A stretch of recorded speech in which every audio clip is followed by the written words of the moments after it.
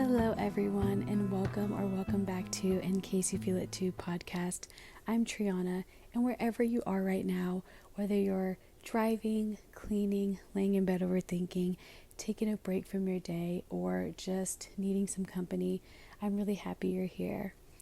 Today's conversation is one that has been sitting on my heart because I think it's something so many of us experience, but we don't always talk about it, right? And that thing is closure. Not just closure from relationships, closure from friendships, closure from family, closure from the dreams we thought we were going to have. So, before we get into today's episode, I want to ask you a question. Is there something in your life you are still waiting for closure on? Maybe it's an apology you never got. Maybe it's a conversation you wish you could have. Maybe it's an answer you've been searching for. Think about that for a second, and while you do, grab a drink, get comfortable, and let's get into today's episode. I know for me, I grew up believing closure comes in the form of one final conversation, right? One last phone call, one apology, one explanation that finally makes everything make sense. But what happens when that conversation never happens? What happens when the apology never comes? And honestly, have you ever found yourself waiting for someone to say something that you knew deep down they might never say? Because I have. And I think that's one of the hardest things to accept. Sometimes closure isn't something someone gives you. Sometimes closure is just something you have to create for yourself. And that's something I've had to learn in a lot of different areas of my life. There was a chapter of my life where I spent almost 3 years in an abusive relationship. And I think one of the hardest parts about walking away from something like that is realizing you don't just leave the person. You leave behind a version of yourself that spent so much time trying to understand. And I spent so much time searching for those answers. Like, how could someone say they loved me and still hurt me? Why did they make the choices they made? What did I do to make this person treat me that way? And honestly, there's some times where those questions still arise in my head, not because the situation that I'm in now is bad, but it's like every once in a while you just think about life, because we only have one, right? And it's normal to constantly think about just random things that we've gone through in life, even when we're in a good spot. And honestly, have you ever blamed yourself for something someone else chose to do? I'm pretty sure the answer is yes, because we're all human and we've all done it. And I think that's something a lot of people who have been hurt can relate to. And, we start looking inward, we start questioning ourselves, we start wondering what we could have done differently, because if we can find the reason, maybe it'll make sense. Maybe we can prevent it from happening again. Maybe we can finally feel at peace. But in reality, we probably don't feel at peace. And the truth I had to learn was that someone else's actions were never a reflection of my worth. And someone choosing to hurt me was not because I wasn't enough. And it took me a really long time to truly understand that and believe it. And honestly, I don't think I'll ever have full closure in the sense of completely understanding why someone could claim to love me and do all of those things that caused me so much pain. And I think because, of all of those things, it's just painful, and it's a painful thing to accept. But maybe closure isn't always about understanding. Maybe closure is about understanding ourselves, understanding that we survived something, understanding that we are not defined by what happens to us. Understanding that chapter was a part of my life, but it was not my entire story. And that was the closure I had to give to myself, realizing that I can continue to move forward. I can continue to grow. I can continue becoming someone I'm proud of. And that experience can be something, I went through without being something that controls what I became.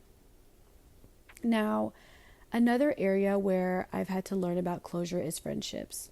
I'm sure we can all agree in some aspects because losing a friend can honestly hurt just as much as losing a boyfriend or a girlfriend, especially when it's someone who was once your person, someone you talked to every single day, someone you thought you would always have by your side, that one person where it's like, okay, something good happened, something bad happened, like I need to call them immediately because you know that they are going to celebrate in that moment with you, or they're going to be there for you if it's a bad moment.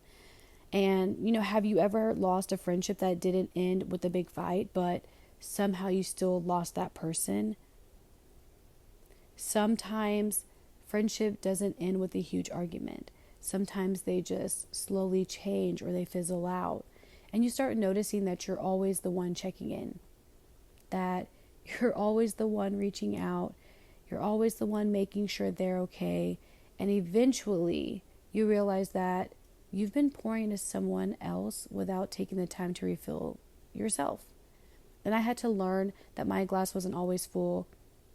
I had to learn that my glass wasn't half full or half empty. It was full.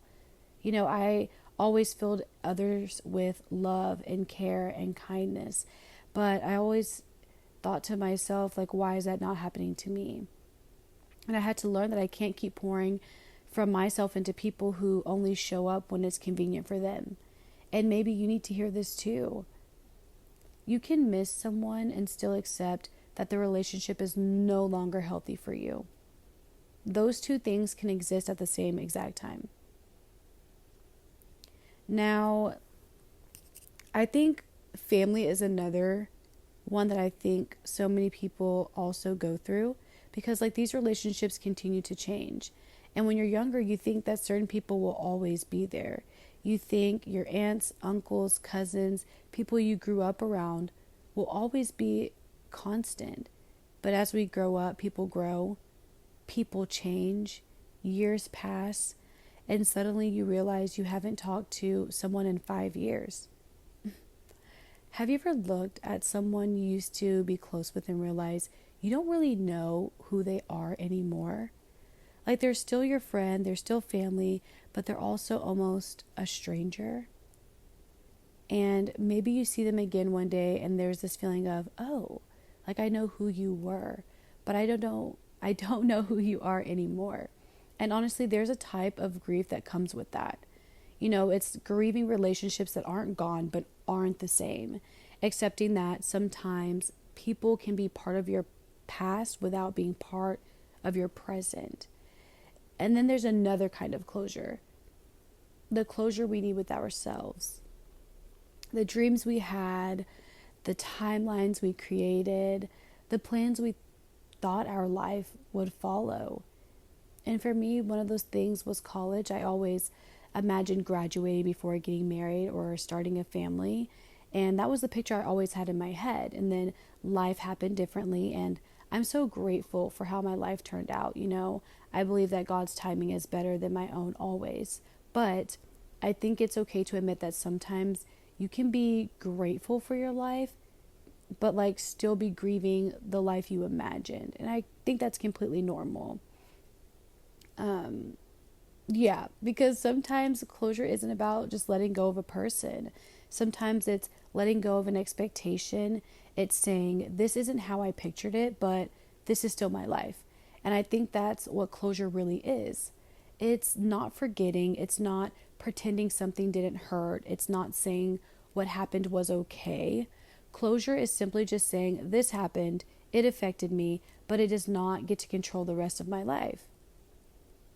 So I want to leave you with this question today, and that is, what would your life look like if you stopped waiting for someone else to give you the closure you're searching for? Because sometimes the conversation you're waiting for will never happen. Sometimes the person you want an apology from will never give one. Sometimes you'll never understand why someone made the choices they made. But you can still heal. You can still grow. You can still build a beautiful life. Maybe closure isn't a conversation. Maybe it's the day you stop waiting. Maybe it's the day you forgive yourself. Maybe it's the day you realize losing something doesn't mean you lost yourself. And if this episode resonated with you, I hope you'll stick around for future conversations like this, and maybe even share this episode with someone who needs to feel a little less alone today. And if you feel comfortable, please leave your thoughts in the comments. I really want this to feel like a safe space where we can all relate to one another, support each other, and realize we're not as alone as we sometimes feel. I'm really grateful you were here for today's episode. Thank you so much for listening. And if you're on YouTube watching, thank you for watching and just letting me be a part of your day, even if it's just for a little while. And as always, in case you feel it too, this space is for you. Bye.